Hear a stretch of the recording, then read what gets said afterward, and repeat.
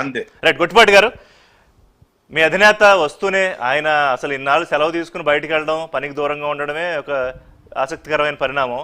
వస్తూనే మొత్తం మీ అందరితో మీటింగులు, టెలికాన్ఫరెన్స్లు మొదలెట్టారు. కానీ ఇందులో ఇంట్రెస్టింగ్ ఏంటంటే ఎందుకంత ఈ అప్రమత్తంగా ఉండాలి? ఆల్రెడీ ఓటమికి కారణాలు వెతుక్కుంటోంది వైసీపీ. అంటే మీరు ప్రజల మూడ్ని, సరే ఎన్నికలు అయిపోయాయి, ఇప్పుడు మూడ్ని ప్రభావితం చేసినా ఏం చేయలేం, కానీ ఒక మూడ్ సెట్ చేసే కార్యక్రమమా? కౌంటింగ్ రోజు పోలీసులు, ఎలక్షన్ కమిషను వాళ్ళ వ్యవహారాలు, వాళ్ళ భద్రత వాళ్ళు చేస్తారు. కానీ ఎందుకు రెండు వైపుల నుంచి? సరిగ్గా ఇదే రోజు సజ్జల గారు కూడా మీటింగ్ పెట్టారు.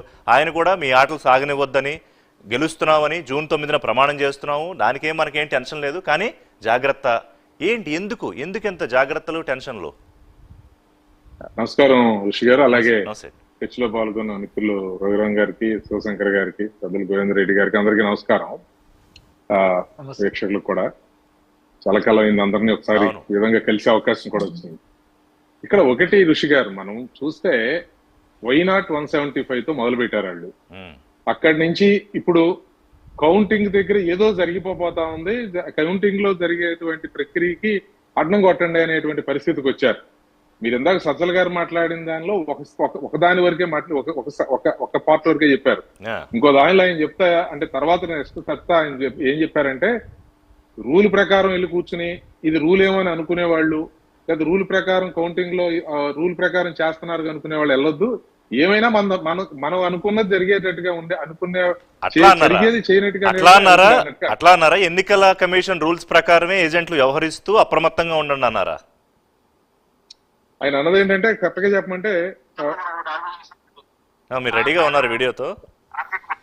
ఉన్నా సార్. అంటే నేనేం వీడియో చూపించే అలవాట్లేదు, కానీ బట్ ఆయన అన్నమాట చెప్తున్నాను దీనిలో. ఆయన ఏంటంటే, నేను కూడా చదివాను, అంటే అది నాకైతే మరి అనుకున్నది సరే. ఎనివే నేను ఏంటంటే సార్, ఆ పదాల గురించి కంటే కూడా నేనేమంటున్నానంటే, అంటే పదాల్లో ఆయన అన్నది అదేలేండి, అభద్రతా భావాన్ని స్పష్టంగా కనపడతా ఉంది ఒకటి. నేను ఎప్పుడు కూడా ఈ అధికారులకు సంబంధించిన అంశాల్లో నా యొక్క భావ వ్యక్తీకరణలు ఎప్పుడూ మార్పు లేదు. అధికార పక్షంలో ఉన్నప్పుడు కానీ, ఇప్పుడు ప్రతిపక్షంలో ఉన్నప్పుడు కానీ ఎప్పుడూ మార్పు లేదు. ప్రత్యేకంగా నిమ్మగడ్డ రమేష్ కుమార్ గారి సందర్భం వచ్చినప్పుడు కూడా నేను చెప్పేవాడిని ఏమంటే, ఇప్పుడు అధికారులు అంటే ఎవరైతే ఉంటారో పనిచేసే వారందరూ కూడా ప్రభుత్వంలో భాగస్వామిగా ఉంటారు. అసలు మీరు ఒక్కటి చూస్తే సార్, ఈ కాన్స్టిట్యూషనల్ ఈ సిస్టమ్స్ అంటే వ్యవస్థలకి ఎక్కడా కూడా, రాజ్యాంగ వ్యవస్థలకి ప్రత్యేకమైనటువంటి అధికారులు గాని లేదా ప్రత్యేకమైనటువంటి వాళ్ళకి సిబ్బంది గానీ ఉండరు. ప్రభుత్వ సిబ్బందిని ఉపయోగించుకుంటారు. గవర్నర్ గారు ఉపయోగించుకున్న వారే, జడ్జి గారు ఉపయోగించుకున్న వారే, లేదా ఇప్పుడు ఎన్నికల కమిషన్ వారు ఉపయోగించుకున్న వారే. అంటే ప్రభుత్వంలో భాగస్వామిగా ప్రభుత్వంలో ఉండేవారిని ఉపయోగించుకోవాలి తప్పించి, ప్రభుత్వం పనిచేసే పోలీస్ ఆయన తీసుకెళ్లి కొన్ని న్యాయస్థానం ఇచ్చిన ఆర్డర్ని అమలు పరచాలి తప్పించి లేదా వేరే దానికి అక్కడ సిబ్బంది ఉండరండి. అలాగే ఎన్నికల కమిషన్ కూడా ఈ రోజు నిన్నటి దాకా వాళ్ళు 40 రోజుల క్రితం వరకు వాళ్ళంతా ప్రభుత్వ ఉద్యోగులుగా, అంటే ప్రభుత్వం యొక్క ఉద్యోగులు అంటే ప్రభుత్వం కింద పనిచేశారు. ఈ రోజు మళ్ళీ ఎన్నికల కమిషన్ ఇక్కడే ఇంట్రెస్టింగ్ డెవలప్మెంట్ ఏంటంటే, అదే అధికారులు మొన్నటిదాకా ప్రభుత్వంలో మంత్రులు చెప్పింది, ముఖ్యమంత్రి చెప్పింది మాటలు, సిఎస్ చెప్పింది విన్న వాళ్లే ఇవాళ ఎలక్షన్ కమిషను అదే అధికారులు కానీ మీతో కుమ్మక్కయ్యారు, కూటమితో కుమ్మక్కయ్యారు. అది ప్రైమరీ ఎలిగేషన్ వైఎస్ఆర్సీపీ చేసేది. నేను అదే చెప్తాను సార్. ఇప్పుడు ఆడలేక మధ్యలో ఓడులాగా మాట్లాడేటువంటి మాటలకి మీరు ఒక అధికారాన్ని చేశారు, 5 సంవత్సరాలు అధికారంలో ఉన్నారు, రకరకాలైనటువంటి అన్ని రకాలైన వ్యవస్థల్ని ఏ విధంగా ఉపయోగించుకున్నారు ప్రపంచం అంతా చూసింది. ఆనాడు కూడా స్థానిక రాష్ట్ర ఎన్నికల కమిషనర్ గురించి మీరు కేవలం తీసుకొచ్చి వర్గాలను, కులాలను తీసుకొచ్చి మాట్లాడే ప్రయత్నం చేసే రోజు కూడా నేను ఇదే మాటలు చెప్పాను. ఏంటంటే, ఎన్నికల కమిషనర్ ఏం చేస్తారు? ఇప్పుడు అక్రమంగా ఇప్పుడు ప్రజలు ఓట్లేసేది ప్రజలా, లేదంటే అక్కడ ఉన్నటువంటి అధికారులు ఎవరు, ఆ జిల్లా రిటర్నింగ్ ఆఫీసర్లు లేదా అధికారులు ఓట్లు ఎన్ని ఓట్లు ఉంటాయి సార్? నేను మొన్న ఇదే పాయింట్ రేస్ చేశా గొట్టిపాటి గారు చర్చలో. ప్రజలు ఓట్లేసి ఎవరు కావాలో ఎన్నుకుంటున్నారా, లేకపోతే ఎన్నికల అధికారులు డిసైడ్ చేస్తున్నారా? ఇదే ప్రశ్న అడిగాను. నేను ప్రజల మీద ఉన్న నమ్మకాన్ని కోల్పోయి, ప్రజాస్వామ్యం మీద నమ్మకాన్ని కోల్పోయి, నాయకులు వాళ్ళ మీద వాళ్ళ నమ్మకాన్ని కోల్పోయిన వాళ్ళే పక్కన వాళ్ళ గురించి మాట్లాడుతూ ఉంటారు సార్. ఇవాళ రేపు మనం ఏదో ఈ పెద్ద గొప్ప ఇన్ఫ్లుయెన్స్డ్ లీడర్స్ ఒక 1000 ఓట్లు, 10,000 ఓట్లు, 5,000 ఓట్లు చెప్తే వాళ్ళు ఓట్లు వేసేటువంటి నాయకులు ఏదో చాలా త్యాగాలు చేసి తిరిగితే ఇవాళ వేసేటువంటి ప్రజలు చాలా స్వతంత్రంగా ఆలోచించి నిర్ణయాలు తీసుకునే రోజులు వచ్చేసి చాలా కాలం అయింది. సరే, దానికి ఉన్నటువంటి కారణాలు మనం చేయగలిగింది ప్రజాస్వామ్యంలో మీరైనా నేనైనా ఇక్కడ కూర్చున్న ఏ నాయకులైనా చేయగలిగింది అంటే కొంత స్వేచ్ఛాయుత వాతావరణాన్ని వాళ్ళు కల్పించగలగాలి, కొంచెం భయానకమైన పరిస్థితులు కాకుండా. అది మాత్రమే చేయాల్సింది. ఈ రోజు మీరు చూశారు, ఇప్పుడు ఈ రోజు చెప్తా ఉన్నటువంటిది, ఇప్పుడు ఇందాక నేను చెప్పినట్టు 175 దగ్గర నుంచి కౌంటింగ్ దగ్గరికి వెళ్ళినప్పుడు ఏది జరిగేస్తారు అనేటువంటి మాటల. ఇంకొకటి ఏంటి, ఇప్పుడు ఈ పోస్టల్ బ్యాలెట్స్ కు సంబంధించి వస్తా అంటే ఒక నిమిషం. మెజారిటీ పోస్టల్ బ్యాలెట్ ప్రత్యేక చర్చ నేను దాని గురించి మాట్లాడతాను. ఓకే, ఎందుకంటే ఓకే. ఈసారి ఎప్పుడు లేనట్టుగా సుమారు 5 లక్షల పోస్టల్ బ్యాలెట్లు జరిగాయి. దాని మీద స్పెషల్ ఫోకస్, కోర్టు కూడా వెళ్తున్నారు. ఇందాక వైవి సుబ్బారెడ్డి చెప్పారు. సో గోవిందరెడ్డి గారు, ఇందాక ఈ చర్చలో ఒక పాయింట్ హైలైట్ అవుతున్న పాయింట్ ఏంటంటే, అంటే చంద్రబాబు నాయుడు ఆయన ఉదయం మాట్లాడినా, ఇప్పుడు గొట్టిపాటి గారు మాట్లాడినా, వైనాట్ 175 దగ్గర మొదలుపెట్టిన వైసీపీ ప్రస్థానం, అంటే ఎన్నికలకు సంబంధించిన ప్రయాణం ఇవాళ అసలు ఏం జరుగుతుంది, అధికారం దొరుకుతుందా లేదా దగ్గరికి వచ్చే అధికారాన్ని ఏమన్నా కూటమి లేకపోతే వ్యవస్థలు కుమ్మక్క అయిపోయి మన ప్లేట్ దాకా వచ్చిందని లాక్కుపోతారా అనే టెన్షన్లోకి నిజంగా పడిపోయిందా వైసీపీ? ఫ్రాంక్గా చెప్పండి.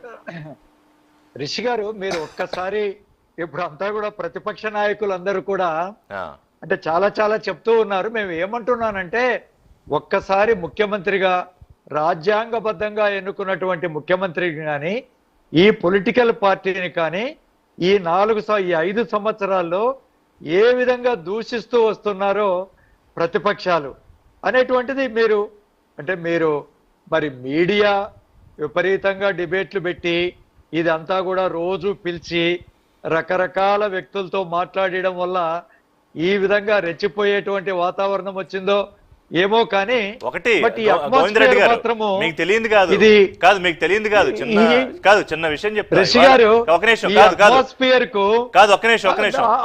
గోవిందరెడ్డి గారు, ఇవాళ మీడియా చర్చలు ఇది ఒక ఎత్తు అయితే, విపరీతంగా సోషల్ మీడియా, ఈ రోజు సోషల్ మీడియాలో వైరల్ అవ్వడానికి నాయకులు మాట్లాడుతున్న మాటలు, వాళ్ళు వాడుతున్న పదాలు, దాని తాలూకా ఇంపాక్ట్, ఇక యువత దగ్గర నుంచి పెద్దవాళ్ళ దాకా ఒక విచిత్రమైన పరిస్థితి, అది దాని గురించి మాట్లాడాలి మీరు.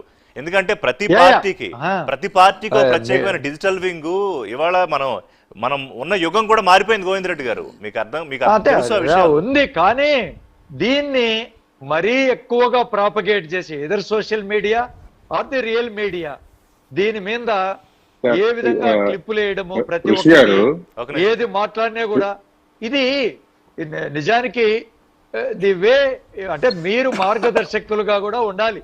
మీడియా ఇప్పుడు అందరినీ కూడా గైడ్ చేసేటువంటి మీడియాలో అదే చాలా బాధాకరమైనటువంటి. నా పాయింట్ ఏంటంటే, మీడియా ఫంక్షనింగ్ పక్కన పెట్టేస్తే గోవిందరెడ్డి గారు, స్ట్రైట్ పాయింట్ గొట్టిపాటి గారు రేస్ చేసింది, వైనాట్ 175 దగ్గర నుంచి ఈసారి వస్తామా లేదా అన్న టెన్షన్ లో పడ్డారా అని అడిగారు. అంటే ఈ గ్యాప్ గురించి మాట్లాడుతున్నారు గొట్టిపాటి గారు. ఇప్పుడు ఆయన అభిప్రాయం ఆ విధంగా ఉండవచ్చు. ఒక పొలిటికల్ లీడర్ గా మేము చేసినటువంటి పనులకు పార్టీని కానీ ప్రజలకు కానీ ఒక నాయకుడు ఆ విధంగా చెప్పడం వల్ల మీరు ఎట్టి పరిస్థితుల్లో తీసుకురావాలని ఏం చెప్పలేదు. హింస చేయాలనో, దౌర్జన్యాలు చేయాలనో, లేకంటే అప్రజాస్వామికంగా చేయాలని కానీ జగన్మోహన్ రెడ్డి గారు ఎప్పుడు చేయలేదు. ఆయన ఇంకొకటి కూడా మేము చెప్తూ వచ్చినాం, అయ్యా మేము పనిచేసింటే, మా మీద మీకు నమ్మకం ఉంటే, నేను పార్టీని ప్రజలకు మేలు చేసింటేనే నాకు ఓట్లు వేయండి అని అడిగినాం. అదే విషయాన్ని మేము ఎక్కడైనా చెప్పినాం. నేను అందుకనే ముందే చెప్పాను, రాయలసీమలో ఉండే 52లో కూడా ఎక్కడ కూడా ఇంత ప్రశాంతంగా జరిగింది అంటే, ఈవెన్ అంటే నేను ఐ టెల్ యూ, మా బద్వేల్ కాన్స్టిట్యుయెన్సీ నేను చెప్తాను, ఒక్క మా తెలుగుదేశం నాయకులు ఉన్నటువంటి సొంత బూతులోనే దౌర్జన్యం చేశారు తప్ప 272 బూతుల్లో చాలా ప్రశాంతంగా జరిగింది రిషి గారు. ఇప్పుడు నాకు అది ఎంతవరకు నిజమో కానీ 3 గంటల తర్వాత మీరు కొట్లాట పెట్టుకోండి తెలుగుదేశం నాయకులు, మన ఓట్లన్నీ ముందేసుకుందాం, 3 గంటల తర్వాత వైసీపీ వాళ్ళ ఓట్లు పడకుండా మీరు ప్రయత్నం చేయండి అని తెలుగుదేశం నాయకులు ఇచ్చినటువంటి సిగ్నల్ మీద కూడా 3 గంటల నుంచి చాలా చోట్లండి. మరి వ్యవస్థలు ఏమైపోయాయి? అట్లా కాదు, అధికారులు కళ్ళు మూసుకున్నారా? ప్రిసైడింగ్ అధికారులు కళ్ళు మూసుకున్నారా? ఇప్పుడు ఉన్నారు, అదే అండి, ఇది ఉన్నారు పోలీసులు. ఇప్పుడు మా ఏజెంట్లను పట్టుకొనే కొట్టినారు ఆ బూత్ లో. ఏదైతే తెలుగుదేశం నాయకులు సొంత బూత్ లో వాళ్ళ కుమారుడు వాళ్ళు పోయి 15 మంది పోయి ఆ బూత్ లో కొట్టారు. మేము కంప్లైంట్ చేసినాం, అవన్నీ కూడా వీడియో ఉంది. నేను ఏమంటున్నాను అంటే, ఇది ఇప్పుడు గొట్టిపాటి గారు ఇదేదో మేమేదో తప్పు వైసీపీ సార్, మేము పార్టీ అధికారంలోకి వచ్చేప్పుడు నేను బూతులు సక్రమంగా జరుపుకుంటేనే నాకు మేలు. బూత్ మధ్యలో ఆగిపోయింది అనుకోండి, నాకు ఈ బూతులో మెజారిటీ వస్తుందని నేను అనుకున్నప్పుడు ఆ బూతును ఎంత ప్రశాంతంగా జరుపుకుంటే అంత నాకు మేలు. అదే ఇప్పుడు కానీ అన్ఫార్చునేట్లీ గోవింద్ రెడ్డి గారు, ఇప్పుడు మనం ప్రశాంతంగా మాట్లాడుకుంటున్నాం కదా, కానీ ఆంధ్రప్రదేశ్ లో ఎన్నికల తర్వాత జరిగిన వ్యవహారం, కార్లు పగలగొట్టడాలు, అంటించడాలు, ఘర్షణలు, నరకడాలు, బాంబులు నేషనల్ మీడియా ప్రజెంట్ చేసింది. అంటే ఇందాక గొట్టుపాటి గారు లేకపోతే మన రఘురామ్ గారు అన్నారు, యూపీ బీహార్ అని ఒకప్పుడు అనుకునే పరిస్థితిని వాళ్ళు ఆంధ్రప్రదేశ్ జాతీయ మీడియాలో, అది ఒక రకంగా మనందరికి కూడా అవమానం కదండి. ఇప్పుడు